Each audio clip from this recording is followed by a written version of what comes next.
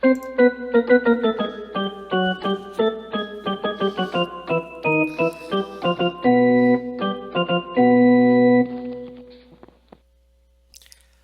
and welcome to another episode of Smaulgld. Today we're going to talk about a follow-on to the concept that the futures market was created in 1974 for gold to keep physical demand down. And the idea was that people, if they were looking to invest in gold, would invest in the futures market rather than the physical metal, and thereby it would prevent hoarding and people would buy futures contracts as opposed to the gold itself. Also, the futures contracts would create a volatile market which would dissuade people from holding the physical metal. Later on, in the early 2000s, ETFs were created to meet gold demand. Now, when people buy ETFs, they buy a share in a supposed amount of gold that's held in trust somewhere where the person who owns a share, for the most part, cannot have access to the physical gold. So that was another way of diverting the physical demand away from the people and satisfying their demand for exposure to the price. But by doing this, they allow the price to stay lower because the real supply demand dynamic never comes into play, because if people were to decide to purchase physical gold or silver for their portfolio and allocate a decent portion or even a small portion of their portfolios, there really would not be enough gold or silver to go around.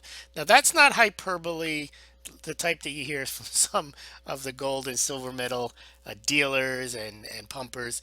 That's a fact that if people, and I'm going to show you the numbers, that if the common person in just the United States, forget India, forget China, forget anywhere else, forget Europe, wherever else they may want to buy gold or silver, if the average American decided they were going to save a portion of their savings in silver, there would not be enough silver to go around. So therefore, they must come up with ways, because silver is an important industrial metal.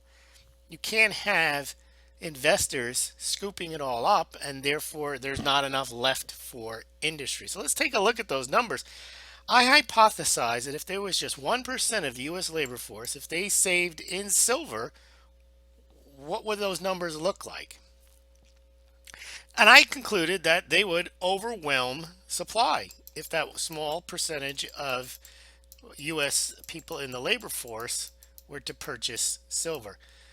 So silver, because there's no strategic stockpiles anywhere really in the world, there's a pile of silver in COMEX, about 300 some odd million ounces, most of it owned by JP Morgan, or a good third of that.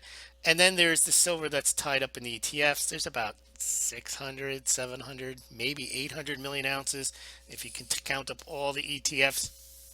But keep in mind, that's it. And that silver doesn't go anywhere, especially the ETF silver. That just stays there. But the average silver mining production is only about 800 million ounces. So the current needs of silver are basically met, and the industrial needs of over 400 million ounces a year are met through the just-in-time supply of the current mining production. Now, China is a very big supplier of a very big silver miner, but they don't export their silver, so you can't count whatever silver China has as part of the overall global mining production to satisfy the rest of the world. So you take the 865 million ounces and you just bring that down to about 750 million ounces. Now you're looking at not much silver left for the rest of the world. So let's take a look at the Bureau of Labor Statistics. They say there's about 160 million people attached to the labor force. Those are their numbers. They're not, that counts that only 63% of the people are attached to the labor force, but that's 160 million people, for better or for worse, that have jobs. And let's say that a small percentage of those want to buy silver. Now, first of all, the value of the silver, the 860 million ounces worth of silver each year, is only worth 12, 13, 14, 15, 16 billion dollars. It's basically nothing.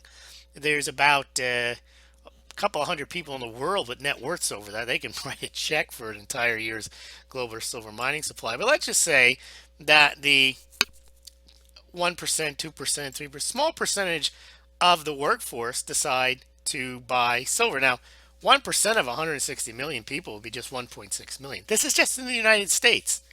Now, figure if 1% of the global workforce wanted to buy, imagine what my chart would look like, because now you'd have Chinese, Indian, Europeans, Africans, Asia, all over the world buying silver. But this little chart I have here shows that if just 1.6 million people decided they were going to buy 1 ounce a month, which is investing a couple $100 a year in silver, that would eat up almost 20 million ounces of silver.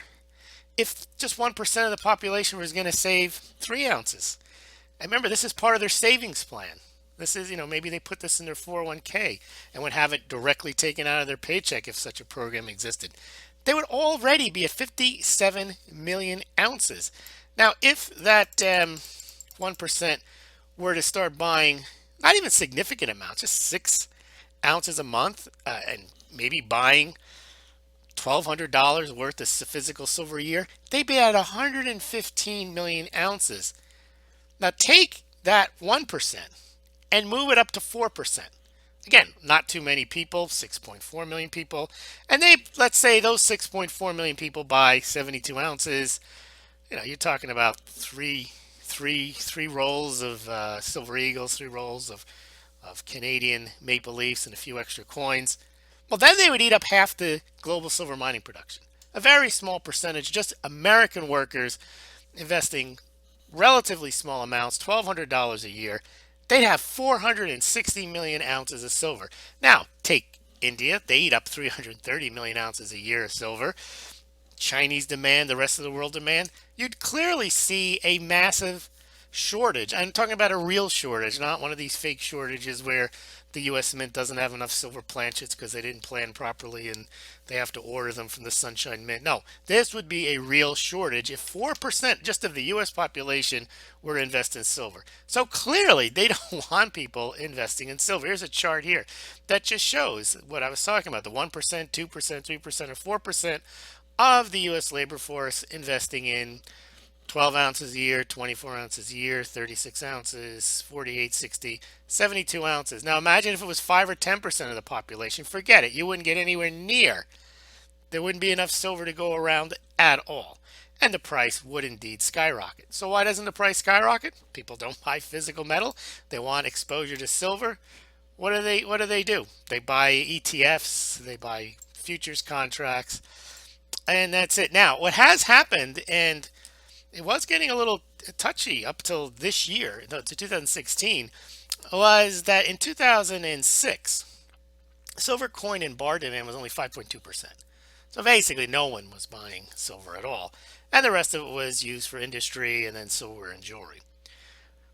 But as you probably are aware, since 2008, the demand for physical silver in forms of coins and bars from the US Mint, the Canadian Mint, the Austrian Mint, the Australian Mint, has really exploded to the point now where silver coin and bar have gone from 5% of the overall silver demand to almost 22.5%. And if that number gets any bigger, then you're starting to intrude on the silver that's required for industry, and that's when you would see supply demand issues. But so far, that really hasn't happened. They say there's a deficit, but most silver buying and most gold buying, if you call it gold or silver buying, is done via ETFs or done via buying futures contracts. It's not done buying silver eagles and gold eagles and the like.